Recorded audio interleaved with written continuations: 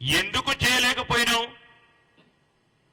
అని బేరీజు చేసుకోవాల్సిన సందర్భము సమయంలో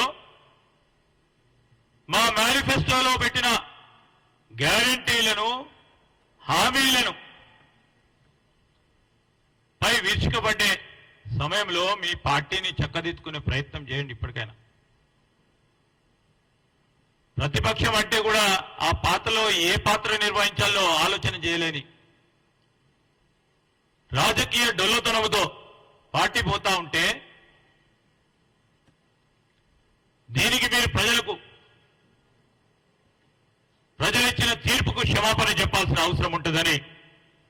మేము బీఆర్ఎస్ పార్టీ వారిని డిమాండ్ చేస్తా ఉన్నాం. ఈరోజు మేము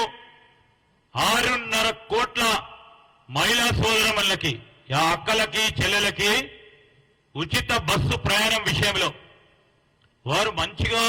సంతోషంగా కుటుంబాలకు సంబంధించి ఫ్రీ బస్సు ఉంది కదా అని ఒక ధైర్యం, ఒక నమ్మకం ఈ కాంగ్రెస్ పార్టీ కల్పిస్తే ఆ నమ్మకాన్ని ఆ ధైర్యాన్ని వమ్ము చేసే ప్రయత్నంలో కొంతమంది మరి టీఆర్ఎస్ నాయకత్వం కూడా కొంతమంది ఆటో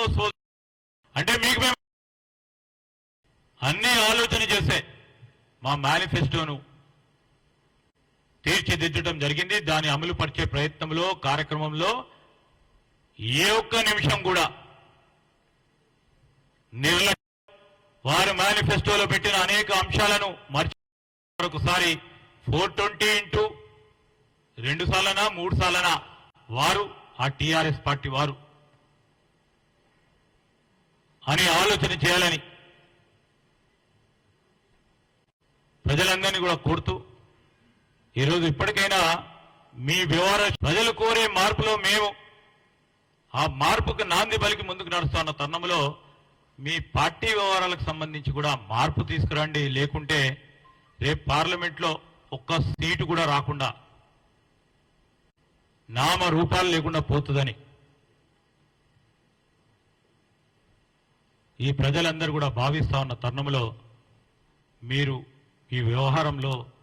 మీరు ఆలోచన తీరులో మార్పు రావాలని మేము ఆ భగవంతుణ్ణి ప్రార్థిస్తా ఉన్నాం.